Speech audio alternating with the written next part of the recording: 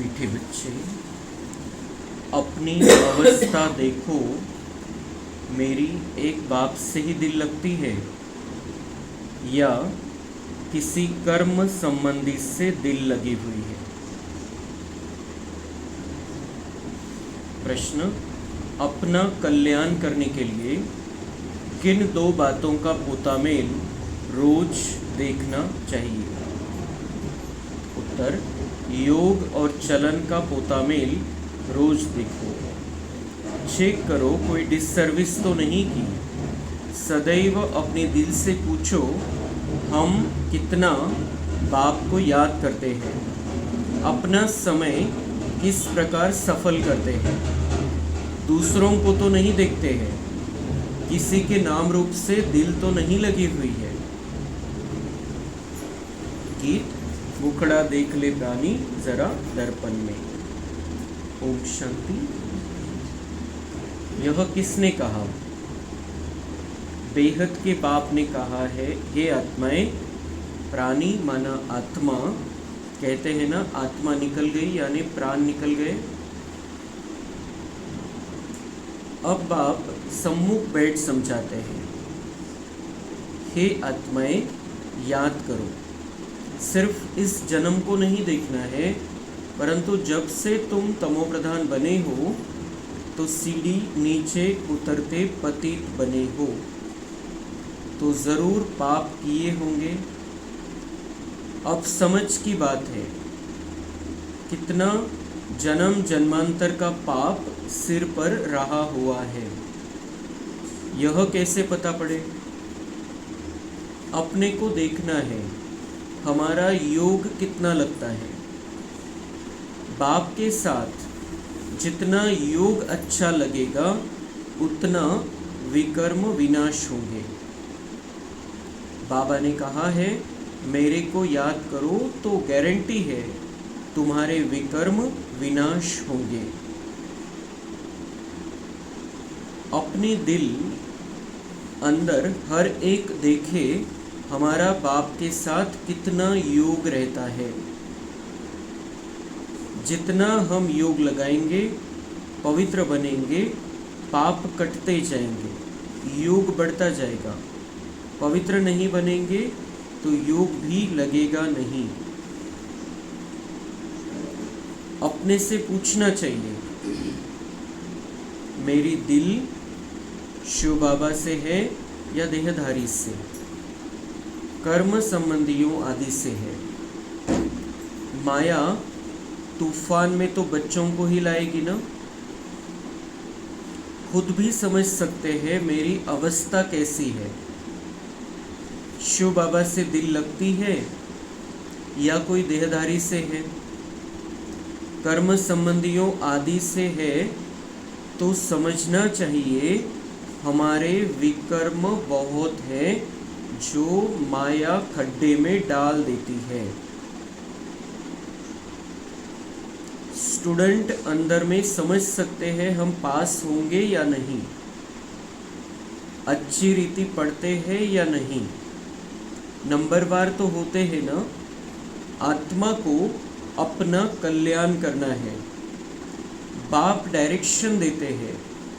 अगर तुम पुण्यात्मा बन ऊंच पद पाना चाहते हो तो उसमें पवित्रता है फर्स्ट। आए भी पवित्र, फिर जाना भी पवित्र बनकर है। पतित कभी ऊंच पद पा न सके। सदैव अपनी दिल से पूछना चाहिए, हम कितना बाप को याद करते हैं, हम क्या करते हैं। यह तो ज़रूर है, पिछाड़ी में बैठे स्टूडेंट की दिल खाती है, पुरुषार्थ करते हैं ऊंच पद पाने के लिए, परंतु चलन भी चाहिए ना। बाप को याद कर अपने सिर से पापों का बोझा उतारना है। पापों का बोझा सिवाय याद के हम उतार ही नहीं सकते। तो कितना बाप के साथ योग होना चाहिए। ऊंच ते ऊंच बाप आकर कहते हैं मुझ बाप को याद करो तो विकर्म विनाश होंगे।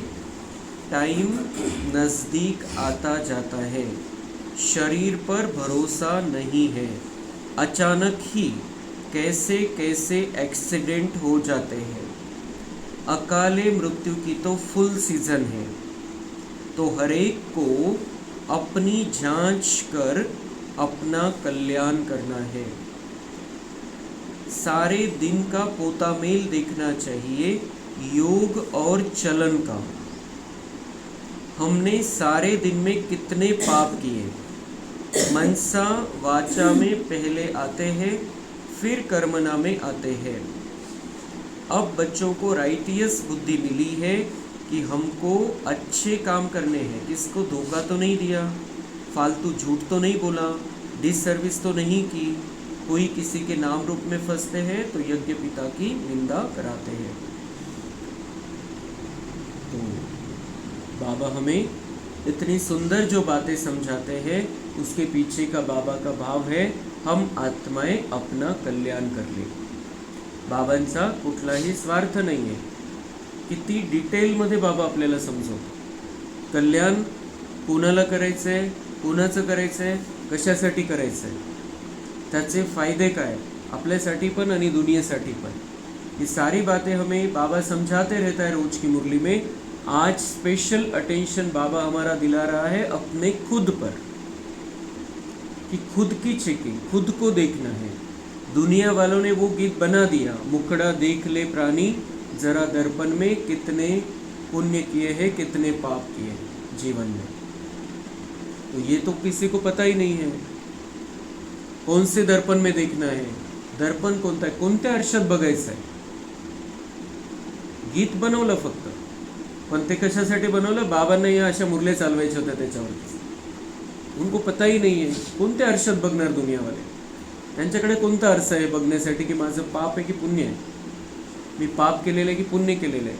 त्यांना तर कुठलंही ज्ञान नाही आहे, मागच्या जन्मांचं ज्ञान नाही आहे, तर ते कुठं बघणार, कशातून बघणार, कशाला पाप म्हणायचं कशाला पुण्य म्हणायचं, काही माहिती नहीं। बाबा कह रहे उन्होंने वो गीत बना दिया, मुखड़ा देख ले प्राणी। तो ये प्राणी किसको कहा गया प्राणी किसको कहा गया है, आत्मा को। तो आत्मा को अपनी चेकिंग करनी है। आरसा काय आहे, बाबांची मुरली रोजची। हा आरसा आहे आपल्यासाठी। या आरशामध्ये आपलं जीवन, आपली चालचलन, आपली बोलचाल, आपली भावना, आपले व्हायब्रेशन हे सगळं चेक करायचं की त्यानुसार आहे की नाही। त्यानुसार नाही आहे तर पापाचं खातं आहे, त्यावरती आपण चालतोय तर पुण्य जमा करतो। मग त्याच्यामध्ये बाबा म्हणताय की आता तुम्ही हे लक्षात घ्या की पापांचं ओझं प्रत्येकावरती आहे। क्योंकि हम ये जो 84 जन्मों का रहस्य बाबा ने हमें बताया है, तो जो ज्ञान लेने वाले बाबा के बच्चे हैं वो सतयुग त्रेता में कहीं ना कहीं आते हैं। जिन्होंने बहुत ऊंचा पुरुषार्थ किया है वो सतयुग के स्टार्ट में आते हैं, जिन्होंने मीडियम पुरुषार्थ किया है वो सतयुग के अंत में आ जाते हैं, जिन्होंने कुछ भी पुरुषार्थ नहीं किया है, बाबा के बने हैं, बाबा को पहचाना है सिर्फ, तो वो आएंगे त्रेता में। त्रेता में भी नीचे के लेवल, अगर पुरुषार्थ नहीं है तो दास दासी नौकर चाकर बनेंगे। लेकिन हर एक बाबा का बच्चा जिसने बाबा को पहचाना है उसके कम से कम 64 जन्म है। 63 जन्म द्वापर आणि कलियुग मिळून, पण त्याच्या आधी कमीत कमी एका जन्मासाठी तरी तो आलेला आहे। म्हणजे स्वर्ग म्हणा किंवा सेमी स्वर्ग म्हणा, त्रेतायुगाच्या शेवटी तरी तो आलेला आहे ज्याने बाबाला ओळखलेलं आहे। त्याच्यामुळे हे 63 जन्म तर नंतरचे प्रत्येकाचे आहे, द्वापर आणि कलियुगातले प्रत्येकाचे। तर मग द्वापर आणि कलियुग खाली उतरत आलो आपण, चार्जिंग कमी कमी होत आलेली आहे, तर त्याच्यामध्ये पाप झालेले हे नक्की आहे। म्हणून तर खाली उतरलो आपण, म्हणून तो वरती नहीं गेलो, वरती चढ़लो नहीं, नीचे उतरते हैं। दुनिया नीचे उतरती है, हम भी नीचे उतरते हैं, क्योंकि ये रास्ता ही उतरने का है। द्वापर के बाद कोई ऊंचा चढ़ ही नहीं सकता है, नीचे ही उतरते आए हम। तो नीचे उतरते हैं। ऐसे ऐसा है कि हम जो दुनिया वाले कहते हैं, हम कहते हैं कि हम तो कोई पाप नहीं करते हैं, हम तो कोई गलत कर्म नहीं करते हैं, हम इसलिए हमको ज़रूरत नाही आहे, आप करते रहो, आम्हाला माहिती कसं वागायचं आहे, कसं बोलायचं आहे, सगळं माहिती आहे, तुम्ही ऐकत राहा मुरली, हमको पता है, हम अच्छा ही करते हैं, हम अच्छा ही सोचते हैं, अच्छा ही बोलते हैं। लेकिन पिछले 63 जन्मों का क्या? अभी समझो ठीक है, उसमें भी बाबा ने जो बताया वो बहुत बारीक किया आहे की पाप कसं होतं। तुम्ही काही केलंच नाही, पण नुसती भावना जरी आली मनामध्ये कोणाविषयी चुकीची, द्वेष आला, राग आला, तर ते पाप बनलं, नोंदलं गेलं ते पाप म्हणून। तर ज्ञानामध्ये आल्यानंतर पण हे पाप तर चालूच आहे, संपूर्णपणे ते समाप्त तर झाले नाही। आजचे या जन्मातले पण पाप चालू आहे, म्हणजे आपण भले कर्मामध्ये नाही आहे, वाणीमध्ये नाही आहे, संकल्प तेवढा तितका पॉवरफुल नाही आहे, पण भावना जरी निर्माण झाली मनामध्ये काही, तर त्याचं पाप बनलेलं आहे। तो इसलिए हम पाप नहीं करते, हम गलत नहीं करते, ये झूठा बोलते हैं सब, ये बिल्कुल संपूर्ण 100% झूठ है कि कोई भी इस दुनिया वाला बोलता है कि मैं बहुत अच्छा करता हूँ, अच्छा चलता हूँ, अच्छा बोलता हूँ, मैं बहुत अच्छा हूँ, या हम भी समझते ये बहुत अच्छा है, वो गलत है। कारण बाबांची पापाची व्याख्या खूप विस्तृत आहे, आणि पुण्य तर तेव्हा होईल जेव्हा आपण परमेश्वराशी, बाबांशी कनेक्ट आहे, तोपर्यंत पुण्य पण होत नाही। अल्पकाळाचं पुण्य नाही, जन्मजन्मांतर सोबत येण्याचं, सतयुगामध्ये स्टार्टिंगला येण्याचं जे पुण्य आहे ते बाबांशी कनेक्ट झाल्याशिवाय होऊ शकत नाही। इसलिए कल बाबा ने वही कहा कल कि मियाँ मिट्ठू नहीं बनना है, तो जो ज्ञान में पक्के हैं उनको भी नहीं बनना है, और जो ज्ञान में चलते नहीं है, सिर्फ बाबा को जान लिया है, उनको भी, क्योंकि बहुत सारे पाप कर्म हमारे से हो जाते हैं, अभी भी होते हैं। तर आता तर ज्ञान आहे, आता तर आपण ठीक आहे, चांगलं आहे, कारण चांगलं कसं की त्याचं कारण बाबांनी सांगितलेलं आहे, बऱ्याच मुरल्यामध्ये ते आलेलं आहे कारण। कोणीही इथं खूप चांगला वागतोय तर त्यांनी गर्भामध्ये असताना प्रतिज्ञा केलेली आहे, आणि तो मागचे जे काही चुकीचं केलेलं आहे त्याच्यामुळे तो घाबरतोय, आणि म्हणून मग या जन्मामध्ये पाप करत नाही। तो पिछले पाप कर्म तो है हर एक के, तो बाबा कह रहे कि वो 63 जन्मों के पाप कर्म हैं, वो हमको धोने हैं, वो खत्म करने हैं, विकर्म विनाश करने हैं। तो वो कैसे होगा, आणि तुमचे पाप आहेत की नाही आहे चेकिंग कशावरून होईल? बाबा म्हणतात 2 गोष्टी त्याच्यासाठी, योग और चलन। जब हमारे पाप कर्म नहीं है तो हमारी चलन कैसी होगी? दैवी चलन, बिल्कुल देवी देवताओं जैसी। उसके अंदर काम विकार नहीं, क्रोध नहीं, लोभ नहीं, मोह नहीं, अहंकार नहीं, आलस्य नहीं, अलबेलापन नहीं, ईर्ष्या नहीं, द्वेष नहीं, कुछ भी नहीं होगा, बिल्कुल क्लीन, जैसे रियल गोल्ड, सच्चा सोना, जिसमें कोई भी मिक्सचर नहीं है, कोणती भेसळ नहीं, अशी स्थिति। तो वो वाइब्रेशन से समझ में आएगा, फिर वाणी से समझ में आएगा, हमारी भावना पहुँचती एक दूसरे तक, फिर हमारे कर्म होते हैं। तो वो ये सारी चेकिंग करनी है। दूसरी चेकिंग, बहुत महत्वपूर्ण चेकिंग बाबा बता रहा है, आपके पाप कर्म अगर है तो आपका योग नहीं लगेगा। किससे योग नहीं लगेगा? बाबा से योग नहीं लगेगा। बाबा से योग नहीं लगेगा मतलब हम जब बैठते हैं, हम अगर अटेंशन से बैठते हैं तो बाबा से योग लगाते हैं, हम याद करते हैं बाबा को, स्वयं को आत्मा समझकर उसको याद करते हैं, ज्योति बिंदु परमात्मा को। लेकिन बुद्धि तुरंत ही इधर उधर भागना चालू हो जाती है। कहाँ जाती है? कर्म संबंधियों के पास। तो हा चेकिंग पॉइंट आहे, खूप मोठा चेकिंग पॉइंट आहे। जर कर्म संबंधी म्हणजे ज्यांच्याशी आपला या जन्मामध्ये संबंध आहे, पार्ट आहे, तो पार्ट आहे, आपण काय समजतोय? संबंध आहे, नातं आहे, आणि मला हे करावंच लागेल, मला ते करावंच लागेल, तो ये जो कर्मों का संबंध है ये बंधन रूप का है। अभी कर्म संबंध, कर्मों के साथ बहुत सुंदर मीठा संबंध संबंधियों के साथ हमारा था सतयुग त्रेता में। द्वापर के बाद हमारा ये सारा कुछ बदल गया बंधनों में। तो अलग अलग प्रकार के ये बंधन बनते गए, हम आत्मा बंधनों में जकड़ती गई। अनेक आत्माओं के साथ हमारे पार्ट है, कितनी आत्माओं के साथ पार्ट है। 63 जन्म, हम वो 20-21 जन्म का छोड़ देते हैं, लेकिन 63 जन्मों में कितनों के साथ। 63 जन्म में हमारे माता पिता अलग, हमारे बहन भाई अलग अलग, हमारी पति पत्नी अलग अलग। 63 है कम से कम हर एक के। 63 पति है, 63 पत्नियां हैं, वो दोनों में से आधा आधा, और 63 माता पिता है हर एक के। तो और बाकी फिर यहाँ ही इसी जन्म में हम चेक करें किती नातेवाईक आहेत, या जन्मामध्ये किती नातेवाईक आहेत, किती जणांशी आपला संबंध आहे, याचा तो त्याचा तो त्याचा तो, किती जणांशी कॉन्टॅक्टमध्ये आहे। आणि आता तर खूप सोपं झालेलं आहे। पहिले जे 15-20 वर्षापूर्वी काय होतं की फक्त पत्रांनी कुठं भेटले किंवा भेटायला गेले तर भेट व्हायची, पत्र पाठवले जायचे, तर तेवढा पुरता होता विषय। आता हे जे कर्माचे बंधन इतके वाढायला लागलेले, त्याचं कारण आहे मोबाईल।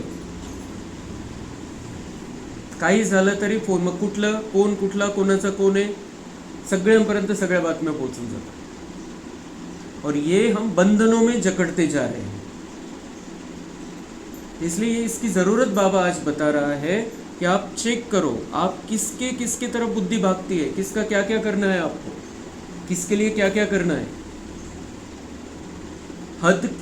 हद की जो आत्माएं हैं जिनके साथ हमारे पिछले जन्मों के हिसाब किताब है, उनके तरफ बुद्धि भागती है कि ये करना पड़ेगा, ऐसा करना पड़ेगा, वैसा करना पड़ेगा, इनके लिए ये करना पड़ेगा, उनके लिए वो करना पड़ेगा।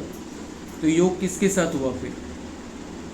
जिनके बारे में सोच रहे हैं, जिनके बारे में बुद्धि में है, इनके लिए करना पड़ेगा, उनके लिए करना पड़ेगा, उनके साथ योग है। तो ये बहुत महत्वपूर्ण बात बाबा ने बताई है। विकर्म विनाश कैसे होंगे? योग से होंगे। योग क्या है? अपने आप को आत्मा समझकर परमात्मा को याद करना। विकर्म कितने हैं? 63 जन्मों के।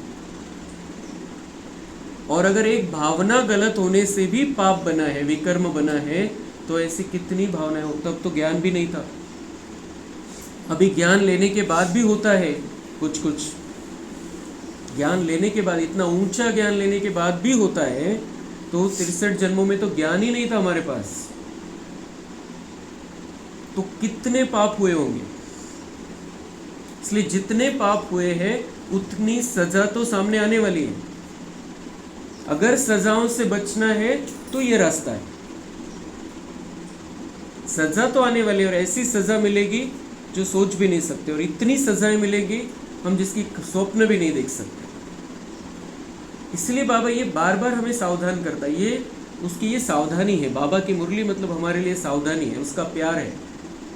वो चाहता है हम उन सभी सजाओं से बच कर रहें। और इसलिए आज ये मुरली, सारी मुरली बाबा ने अपनी चेकिंग पर चलाई है। खुद को चेक करो, खुद को समझो। अभी आपको देवता बनना है, लक्ष्मी नारायण पद प्राप्त करना है, तो अभी सारे विश्व का कल्याण करना है। 1, 2, 5, 50 लोगों में नहीं अटकना है। सिर्फ हद से निकल बेहद में जाना है। तेवढ्यापुरतं तेवढं करायचं, पण अटकून नाही राहायचं त्याच्यामध्ये, क्योंकि उसमें फंसे मतलब योग उनके साथ है। और बाबा ने ये चेकिंग पॉइंट बताया है कि कर्म संबंधियों आदि से योग है। अगर शिव बाबा से नहीं है तो कर्म संबंधियों से योग लग जाता है, और उससे क्या होगा? उससे उनके वाइब्रेशन हमको आएंगे, उनके जीवन में जो चल रहा है हमारे ऊपर असर डालेगा। उनको ऐसा, अगर हम ज़्यादा ही कनेक्ट हो जाते हैं, हमको लगता है कि उनका काम हमारा ही काम है और ये हमको करना ही है। इसलिए इस दुनिया में किसी के भी साथ संबंध में आते हुए बीच में शिव बाबा को रखना है।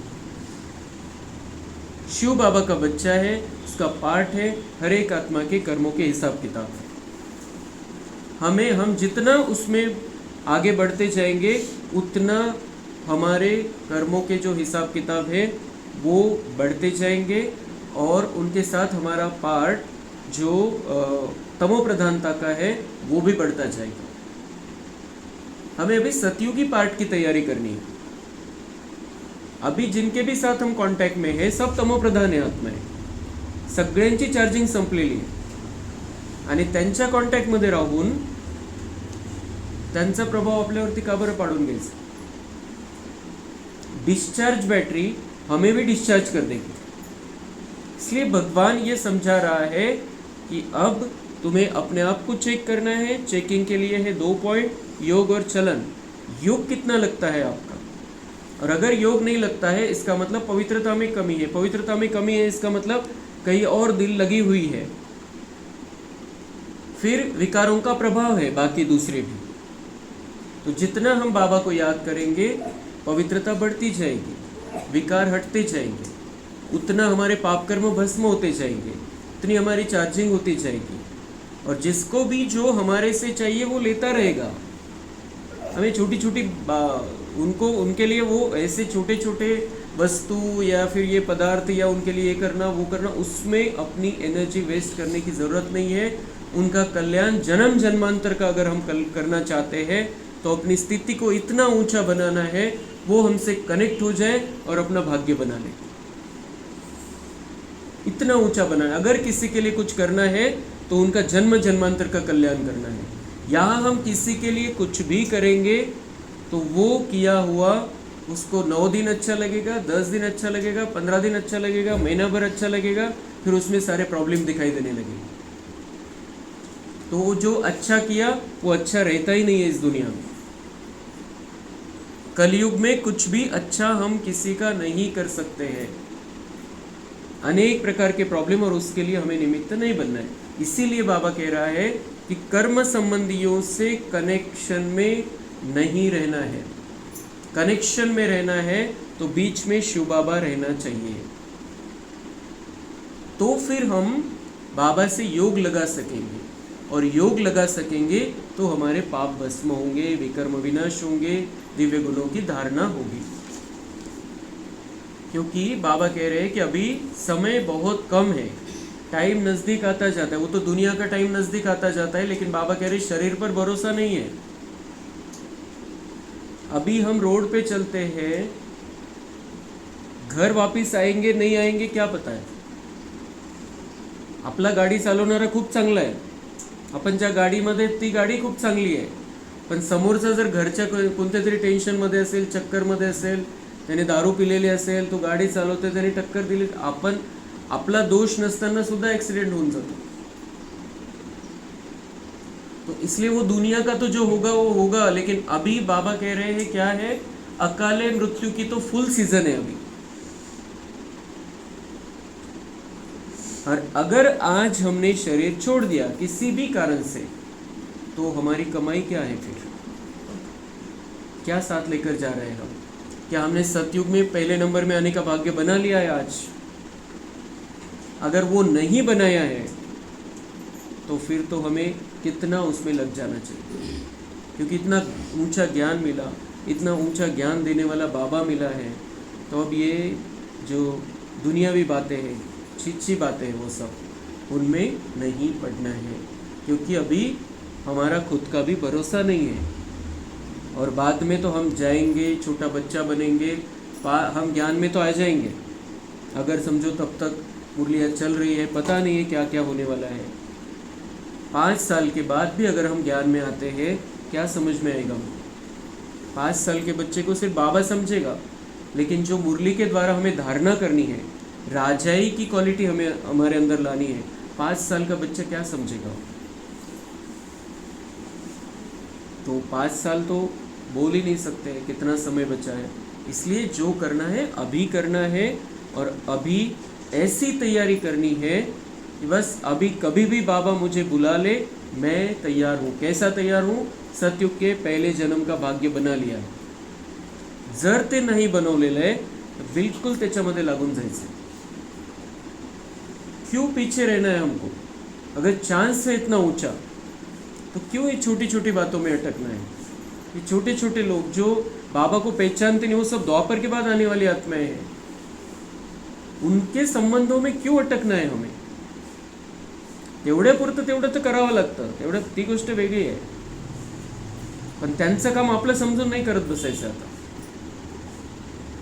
कर्म संबंधियों से बुद्धि योग नहीं रहना चाहिए, बिल्कुल उनको यहाँ से रवाना कर देना है. किस किस को बिठा कर रखा है यहाँ पर? ये बहुत बहुत बहुत दिनों के बाद बाबा का ये पॉइंट आया है कि योग है तो फिर आपके पाप भस्म होंगे, और अगर योग कहीं दूसरी तरफ लगा हुआ है तो आपके पाप कर्म भस्म हो ही नहीं सकते हैं. दूसरा कोई उपाय इतना डायरेक्ट बाबा बताता है. बाप कहते हैं किसी को भी दुख न दो, एक बाप की याद में रहो. यह बहुत ज़बरदस्त फिक्रात मिली हुई है. फिक्र अगर करनी है तो बाबा कहते ये एक ही फिक्र करो कि मुझे हर पल बाबा को याद करना है. कामकाज करते हुए, किसी से मिलते हुए बाबा को याद करना है. फिक्र करना है तो ये फिक्र करो, बाकी कोई फिक्र नहीं करना है. किसी की फिक्र नहीं करना है, बाकी किसी बात की फिक्र नहीं करना है. किसका क्या होगा कोई फिक्र नहीं करना है, हमारा क्या होगा कोई फिक्र नहीं करना है. फिक्र अगर करना है तो बाबा की याद बनी रहे, ये फिक्र होना चाहिए कि मैं क्यों भूल गया बाबा को अभी ये 10 मिनट. इतना तक हमें आगे बढ़ना है. अगर हम याद में नहीं रह सकते हैं तो क्या गति होगी? काय होईल मग? बाबा की याद में नहीं है तो क्या गति होगी? गति क्या होगी? हम दास दासी नौकर चाकर बन जाएंगे. इस समय गफलत में रहेंगे तो पिछाड़ी को बहुत पछताना पड़ेगा. अब और क्या क्या वार्निंग देनी चाहिए बाबा ने? कितनी वार्निंग देता है बाबा कि अगर हम गफलत में रहेंगे तो क्या होगा? पिछाड़ी को पछताने के सिवाय कुछ हाथ नहीं आएगा कि हम क्या क्या कर सकते थे, कितना कर सकते थे, लेकिन छोटी छोटी बातों के कारण, थोड़े से मोह के कारण मैंने वो गंवा दिया सब कुछ. यह भी समझते हैं जो हल्का पद पाने वाले हैं वह हल्का पद ही पाएंगे. बाबा म्हणतात त्यांना ते वाटणारच नाही की मी खूप पुरुषार्थ करावा. त्यांच्या मनामध्ये ते येणारच नाही, संकल्पच येणार नाही. तर दृढ संकल्पाचा तर प्रश्नच नाही, क्योंकि रिकॉर्डिंग ही नहीं है ऊंचा पद पाने की. तो बाबा कह रहे हैं कि ठीक है, ड्रामा एक्सेप्ट कि हाँ जिनको हल्का पद लेना है वो हल्का पद ही लेंगे. और हल्का पद लेने का मतलब ये नहीं है कि सिर्फ वो अगले उसमें जाके हम भले नई दुनिया देखेंगे तो अच्छा रहेगा सब कुछ. हल्का पद लेने का मतलब ये है कि हर जन्म में हल्का पद, हर जन्म में हल्का पद मिलेगा. हर जन्म में टेंशन रहेगा कुछ ना कुछ द्वापर के बाद. अगर ऊंचा पद सतयुग में लेंगे, हर जन्म में ऊंचा जीवन. अगर इसको समझना है हमें तो ब्रह्मा बाबा का उदाहरण से हम समझ सकते हैं.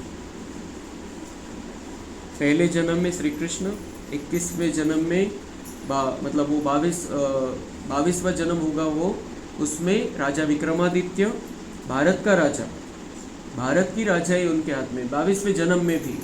और लास्ट के जन्म में भी इतने बड़े बिजनेसमैन, इतने बड़े व्यापारी, और जो लास्ट के जन्म में उनका व्यक्तिमत्व था वो वहाँ के राजे लोग भी कहते थे भगवान से गलती हो गई है, राजा आपको बनाना चाहिए था, हमको राजा बना दिया.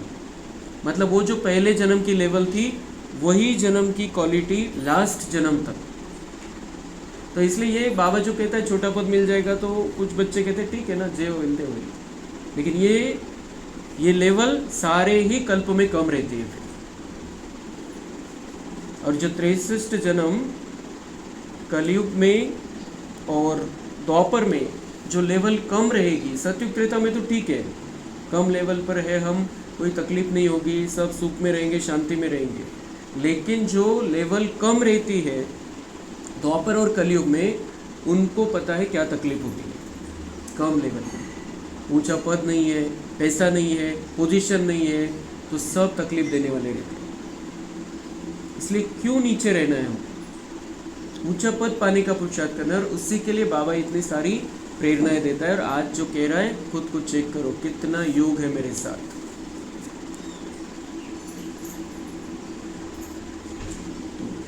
बुद्धि से समझ सकते हैं हमको क्या करना है. सबको यही मंत्र देना है कि बाप को याद करो। लक्ष्य तो बच्चों को मिला है, इन बातों को दुनिया वाले समझ नहीं सकते, दुनिया वाले नहीं समझ सकते। ये सिर्फ हम बच्चे, जो मुरली सुनने वाले बाबा के बच्चे, उनको ही ये बातें समझ में आएगी। दुनिया वाले तो वो भी है जिन्होंने सिर्फ 7 दिन का कोर्स किया है, उनको भी ये बातें नहीं समझ में आएगी। तो सिर्फ पता कर लिया उन्होंने क्या है, इधर क्या चलता है, और इसलिए वो कहाँ आएंगे? त्रेता के अंत में। कोर्स करके बाबा को छोड़ दिया। तो किसको मालूम है ये सारी बातें? जो मुरली सुनते हैं रेगुलर, जो वही अपना भाग्य बना सकते हैं।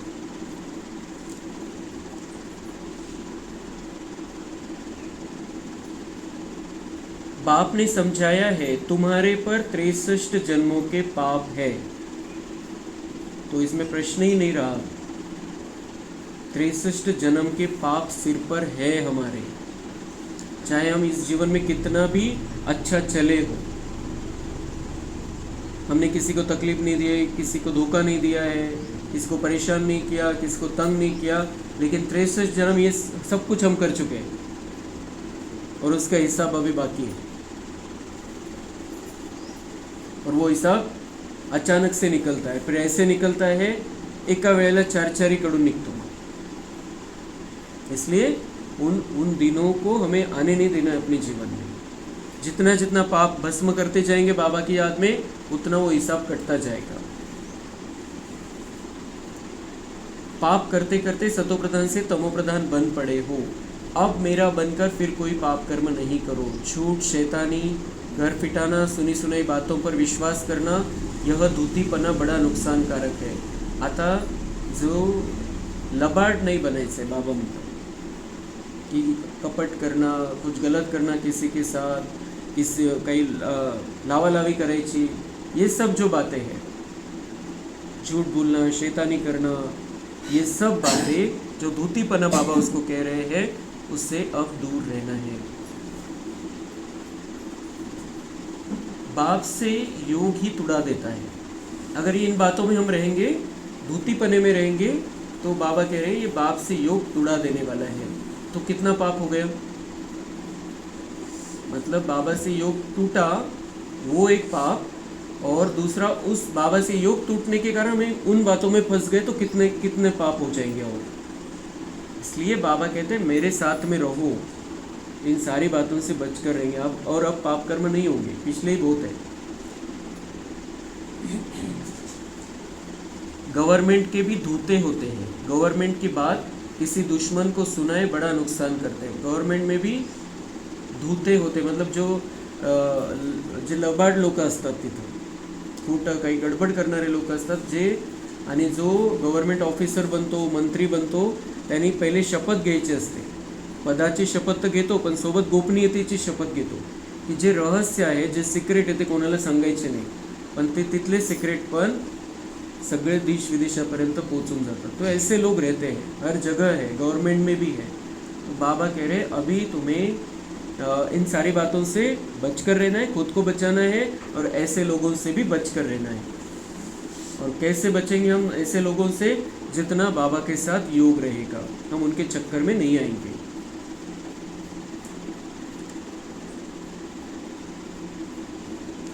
तो बच्चों के मुख से सदैव ज्ञान रत्न निकलना चाहिए, उल्टा सुल्टा समाचार भी एक दो से पूछना नहीं चाहिए, ज्ञान की बातें ही करनी चाहिए। ये सारी बातें बाबा हमें अपने अंदर जाने के लिए बता रहा है, क्योंकि हम अपने अंदर नहीं जाएंगे तब तक बाबा के साथ हम जुड़ नहीं सकते हैं।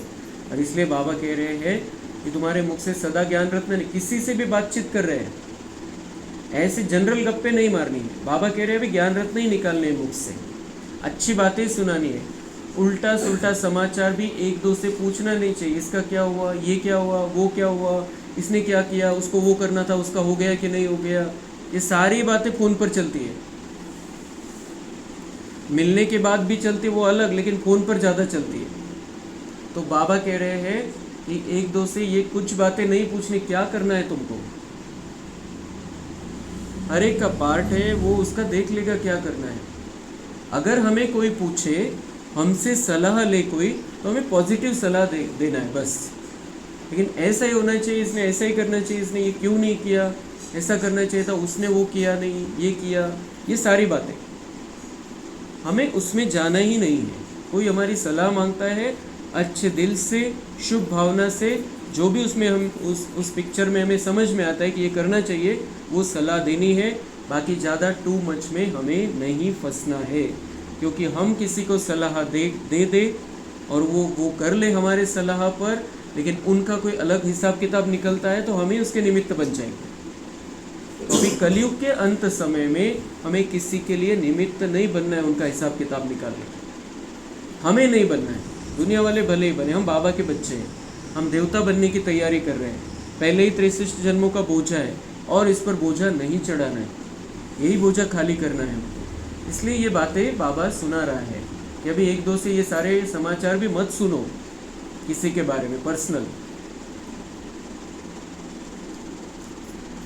ज्ञान की बातें ही करनी चाहिए, बातें करनी है तो ज्ञान की करो, तो कुछ उसका फायदा हो जाए बेचारे का। तुम कैसे बाप से योग लगाते हो, कैसे किसको समझाते हो, सारा दिन यही ख्याल रहे। चित्रों के आगे जाकर बैठ जाना चाहिए। तुम्हारी बुद्धि में नॉलेज है ना। भक्ति मार्ग में तो अनेक प्रकार के चित्रों को पूछते रहते। बाबा कह रहे हैं कि वो भक्ति मार्ग में चित्रों के, मूर्तियों के आगे जाकर बैठते, कुछ पता नहीं है, सारा अंधविश्वास है, उनके बारे में पता ही नहीं है। लेकिन ये चित्र, इन चित्रों के बारे में हमें सब कुछ पता है। तो बाबा कह रहे वो चित्र के सामने, उस मूर्ति के सामने जाकर बैठने से कोई फायदा नहीं। बैठना है तो इन चित्रों के सामने जाकर बैठो और अपने साथ कनेक्शन जोड़ो चित्र का, स्वतःशी कनेक्ट करायचं या चित्राला। हे तर आहे ज्ञान बाबांनी दिलेलं, पण मी कोण आहे इथं, मग आता मला काय करायचं आहे, माझी काय पोझिशन आहे आता या ड्राम्यामध्ये, या सृष्टी नाटकामध्ये माझी पोझिशन मला वाढवायची आहे, मला वरच्या लेवलला यायचं आहे, तर मला काय करायचं आहे।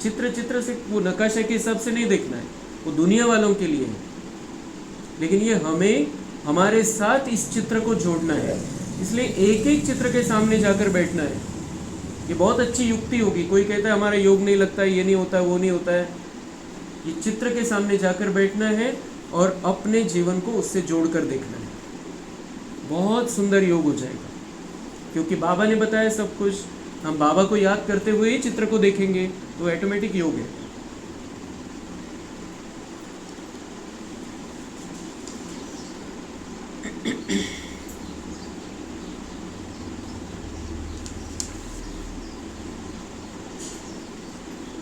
अभी तुम समझते हो शिव बाबा स्वदर्शन चक्रधारी ज्ञान का सागर है, वह जानते हैं हम कैसे इस 84 के चक्र में आते हैं।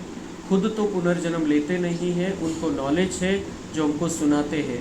तो पहले पहले शिव बाबा स्वदर्शन चक्रधारी ठहरा। शिव बाबा को सारा पता है ड्रामा, और हमें वो बता रहा है। उसके बताने के बाद हम बने हैं स्वदर्शन चक्रधारी। तो पहले तो बाबा स्वदर्शन चक्रधारी है, क्योंकि वो सारा जानता है। वो तो अकेले का नहीं जानता है, हम सब की 84 जन्मों की कहानी उसको पता है। तो हमारा स्वदर्शन भी वो कर लेता है, और उसका तो है ही उसका पार्ट। इसलिए बाबा सबसे पहला स्वदर्शन चक्रधारी, और हम बाबा के बच्चे मास्टर स्वदर्शन चक्रधारी हैं, या फिर डायरेक्ट स्वदर्शन चक्रधारी है, क्योंकि बाबा ने हमें सब कुछ स्पष्ट कर दिया। तो ये स्वदर्शन चक्र घुमाते रहना है कि मेरा पार्ट कैसे चलते आया है, परम धाम से लेके आज तक, और अभी वापस जाना है परम धाम। पूरा राउंड मैंने लगा लिया, अब फिर से राउंड लगाने के लिए तैयारी करनी है। बहुत सुंदर जीवन मुझे चाहिए, ऐसा वैसा जीवन नहीं। मुझे सतयुग में जाकर राजा बनना है, रानी बनना है, ये जीवन मुझे चाहिए। इतना ऊंचा लक्ष्य अगर हम रखेंगे तो जो बाबा कहता है वो करेंगे। हम बाबा की बातों को इग्नोर नहीं करेंगे, त्याला अवॉइड नहीं करना, त्याला टाळणार नहीं, अपने हिसाब से उसको मोड़ेंगे नहीं। जो बाबा कहता है उसमें, बाबा को तो यहाँ आना नहीं है इस दुनिया में, वो सिर्फ हमारे लिए सारी बातें कहता है। वो चाहता है कि मेरे बच्चे बहुत ऊंचा भाग्य बना ले, बहुत सुंदर जीवन का आनंद ले, और यहाँ पर जो आगे आने वाले दिन है उसमें अपने आप को स्थिर रख सके और पाप कर्मों की सजाओं से बच सके। इसलिए ये 4 पॉइंट है बाबा हमसे प्यार करता है, ये समझने के लिए।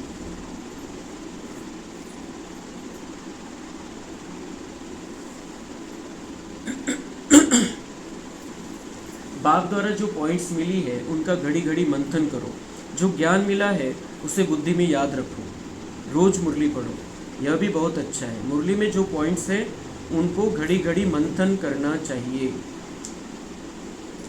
समय निकालना चाहिए, बाकी सभी बातों से अभी किनारा कर लेना है। अंत समय है, थोड़ा समय बचा है और इसमें जो जो कुछ पिछला नहीं किया है हमने वो करके आगे निकल जाना है, सबके आगे निकल जाना है, सबको साथ में लेना है। लेकिन पुरुषार्थ ऐसा होना चाहिए कि मैं आगे चला जाऊँ, लेना सबको साथ में, सहयोग सबको देना है, लेकिन हर एक का पार्ट हम खींच के तो नहीं लेके जा सकते किसी को। अपने आप को आगे बढ़ाते चलना है, दूसरों को सहयोग देते रहना है। तो उसके लिए बाबा कहते हैं ज्ञान के जो पॉइंट्स मिलती है उनका घड़ी घड़ी मंथन करो। ये ऐसी बातें नहीं है, बहुत गहराई है। एक एक पॉइंट, एक एक घंटा मुरली चल सकती है, एक एक पॉइंट, इतनी गहराई है बाबा की बातों में। तो हमें इतना समय तो नहीं है बैठने के लिए, तो अपने अपना मंथन करना है। बाबा ने क्या समझाया, क्यों समझाया, उसके पीछे का राज क्या है, फिर अभी मेरे जीवन में इसका क्या कनेक्शन है, इस पर मंथन करना है। तो बाकी सभी बातें ऑटोमेटिक बुद्धि से निकलती जाएगी और हम हल्के होते जाएंगे। हमने जो वो बोझा लेकर रखा है दुनिया का, वो उतार कर फेंक देना है। अभी बस यही होना चाहिए कि मुझे बाबा को याद करना है, ज्ञान को समझना है, स्वदर्शन चक्र घुमाना है और राजा बनना है नई दुनिया में। तो ये दुनिया ऐसे अचानक कुछ हो जाएगा, खत्म हो जाएगा सब कुछ, लेकिन उसके पहले मुझे तैयार होना है। तो मुरली में जो पॉइंट्स है उनका घड़ी घड़ी मंथन करना चाहिए। यहाँ रहने वालों से भी बाहर विलायत में रहने वाले जास्ती याद में रहते हैं। तो सोपा असलं ना त्याची व्हॅल्यू नाही राहत। तो बाबा म्हणता है फॉरेन वाले ज़्यादा याद में रहते तुम्हारे से भी। मधुबन वालों को भी बाबा कहते हैं घर में रहने वाले ज़्यादा याद करते हैं, घर में रहने वाले ज़्यादा पढ़ाई करते हैं। जे खूब ईजी मिळतं ना त्याची व्हॅल्यू नहीं राहत। लेकिन हमें बिल्कुल ये पक्का होना चाहिए कि हमारी ऊपर भगवान की नज़र है, भगवान हमसे प्यार करता है, इसलिए ये सारी बातें इतने सहज तरीके से हमारे तक पहुंचती हैं। जो ऋषि मुनियों के, पंडित आचार्यों के, बड़े बड़े राष्ट्रपति के, प्रधानमंत्री के, किसी के नसीब में नहीं है। लेकिन हमारा कितना ऊंचा नसीब है, इतनी ऊंची बातें जो हमें राजा ही दिला देगी नई दुनिया में। कितना उसका हमें महत्व रखना है। कितनी बांधी लिया, बाबा को कभी देखा भी नहीं है, याद कितना करती है, नशा चढ़ता रहता है, घर बैठे साक्षात्कार होता है या अनायास सुनते सुनते निश्चय हो जाता है। जो बांधे लिया है, जो समझते हैं कि हमको बंधन है, तो मन और बुद्धि को तो कोई बांध नहीं सकता है। जितना मन और बुद्धि बाबा से कनेक्ट रहेगी उतना बाबा उन बांधेलियों को भी देखता है, और फिर वो बांधेलियों के बंधन ऐसे छूमंतर हो जाते जैसे थे ही नहीं। इतकी बाबांची मदत मिळते। बंधन बंधन बंधन म्हणत राहतो आपण, पण जितका बाबांवरती निश्चय पक्का है, 1 सेकंड में वो बंधन टूट जाता है। बाबा पर निश्चय होना चाहिए, क्योंकि बाबा देखता है। बांधेलियों को बाबा विशेष याद करता है, क्योंकि उसकी नज़र पड़ी तब तो ज्ञान लिया। इसलिए बाबा बांधेलियों को भी आगे बढ़ाना चाहते हैं जिनको कोई भी बंधन है। और बंधन के लिए बाबा कहता है कोई तुम्हें बंधन में बांध नहीं सकता, तुम क्या जानवर हो। इसलिए बिल्कुल अभी जो अंत समय है, अंत समय में हमें अपना कल्याण करना है, अपने परिवार का कल्याण करना है, सारे विश्व का कल्याण करना है। तो सारे बंधनों से मुक्त हो जाना है, और उसके लिए बाबा को सच्चे दिल से याद करना है, सच्चे दिल से प्यार करना है। तो बाबा कहते हैं कि वो याद करती है, कितना याद करते हैं, उनको नशा चढ़ता है। बाबा देखता है कि अंदर ही अंदर नशा चढ़ता है, लेकिन कुछ तो रोक रहा है। तो वो जो रुकावट वाली बात है उसको ख़त्म कर देना है। घर बैठे साक्षात्कार, अगर इतना बहुत ज़्यादा निश्चय होता है बाबा पर, तो बाबा साक्षात्कार भी करा देता है किसी किसी को जिनका पार्ट है। तो बाप कहते हैं अंदर में अपनी जांच करते हो कि हम कितना ऊंच पद पाएंगे, और बाबा चेकिंग पर आ गए। मुखड़ा देख ले प्राणी, कि अपनी जांच करते हो कि हम कितना ऊंच पद पाएंगे, हमारी चलन कैसी है। चेकिंग पॉइंट किती खूप चेकिंग पॉइंट है आजच्या मुरलीमध्ये। चेक करो हम बाबा को कितना याद करते हैं, चेक करो बुद्धि इधर उधर किधर भटकती है, चेक करो कर्म संबंधियों में बुद्धि जाती है क्या, चेक करो कि तुमने जो कुछ भी जीवन में किया है वो पाप के खाते में है या पुण्य के खाते में है। फिर अगले पॉइंट्स है कि हम कितना ऊंच पद पाएंगे। अपनी जांच करो कि हम कितना ऊंच पद पाएंगे, क्या लेवल मेरी रहेगी सतयुग में आज के पुरुषार्थ के, आज के लेवल के हिसाब से। हमारी चलन कैसी है, कैसी हमारी चाल चलन देवी देवताओं जैसी है या नहीं है। कोई खान पान की लालच तो नहीं है, खान पान में ये चाहिए वो चाहिए, हा पदार्थ आवडतो तो नहीं आवडत, हाच खायचा है तोच खायचा है, क्या इसमें अटके हैं। वो तो 1 सेकंड की बात रहती है, जिभेवरून खाली सरकला, टेस्ट संपली। कोई आदत नहीं रहनी चाहिए। मूल बात है अव्यभिचारी याद में रहना। जिनको लेट हो रहा है वो जा सकते हैं, अभी थोड़ा 10 मिनट। मूल बात है अव्यभिचारी याद में रहना। दिल से पूछो हम किसको याद करता हूँ, कितना समय दूसरों को याद करता हूँ। नॉलेज भी धारण करनी है, पाप भी काटने हैं। कोई ने ऐसे पाप किए जो बात मत पूछो। भगवान कहते यह करो परंतु कह देते परवश है, अर्थात माया के वश है। अच्छा, माया के वश ही रहो। अब हम मतलब क्या कहते बच्चे कि हम परवश है, माया के वश है, तो बाबा कहते ठीक है ना, फिर परवश ही रहो, माया के वश ही रहो। अभी मेरे पास मेरे से जो शक्ति चाहिए वो ले सकते हो और माया को हरा सकते हो, लेकिन क्या कहते हो परवश है।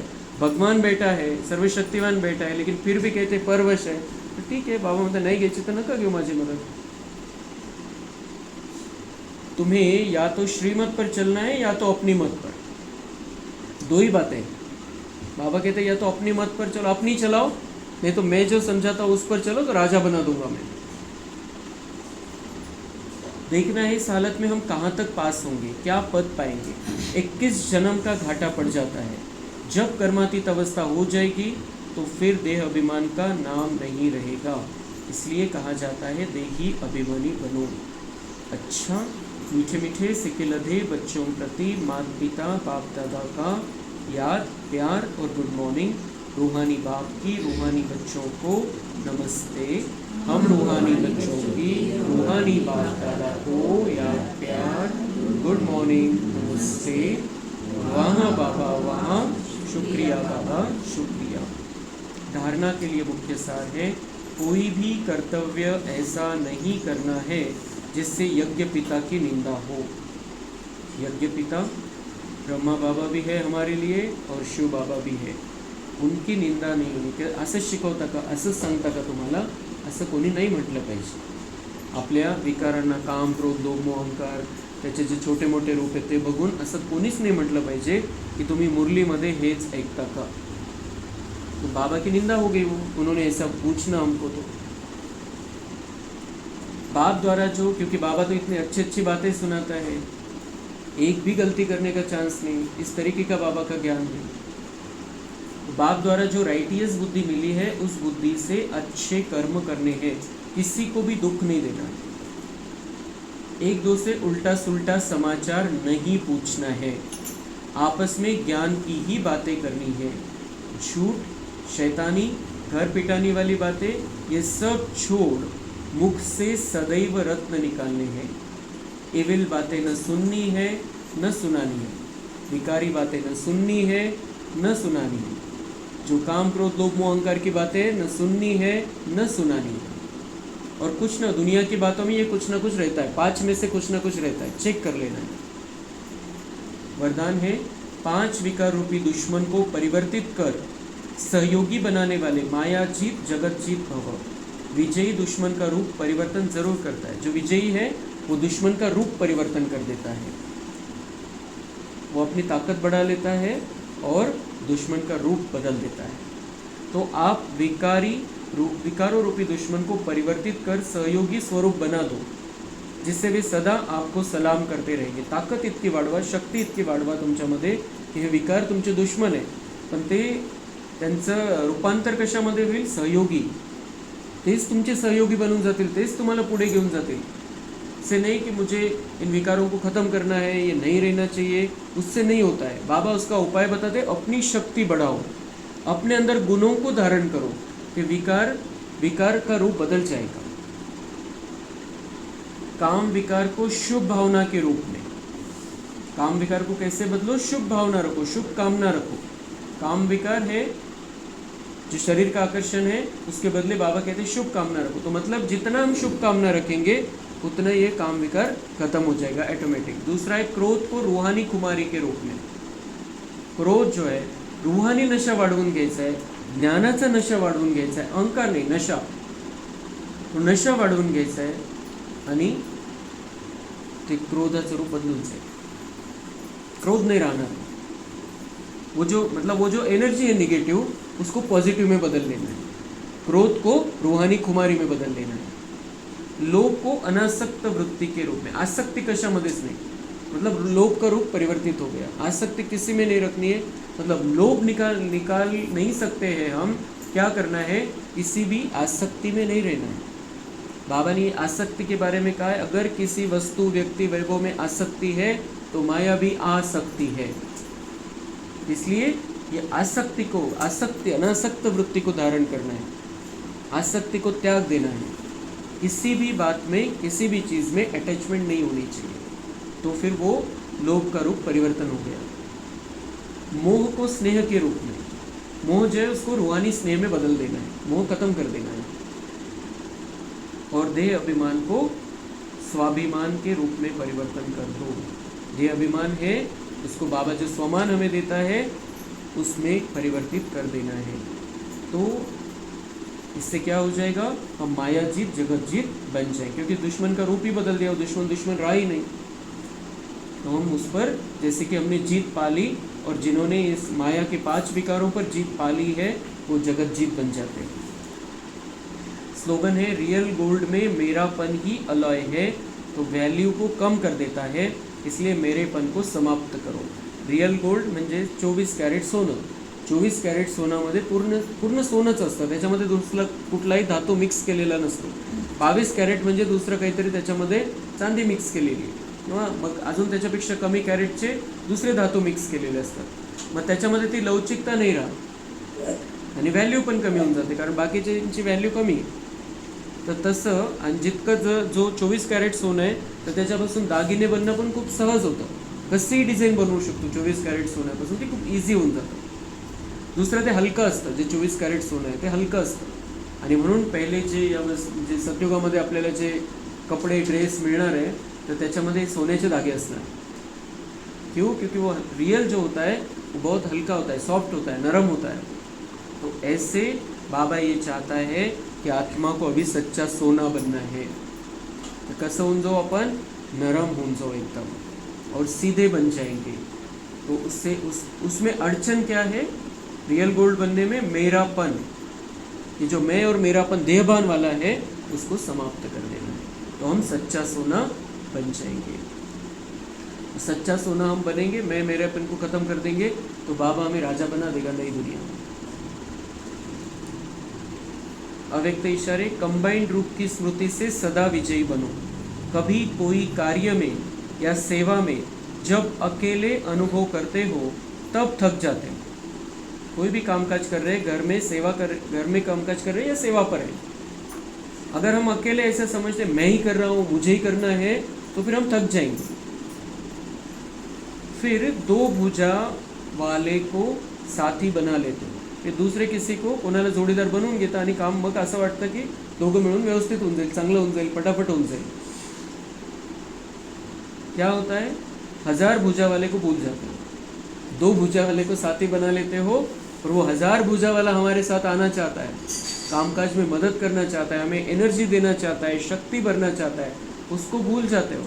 2 भुजा वाले को साथी बना लेते हो।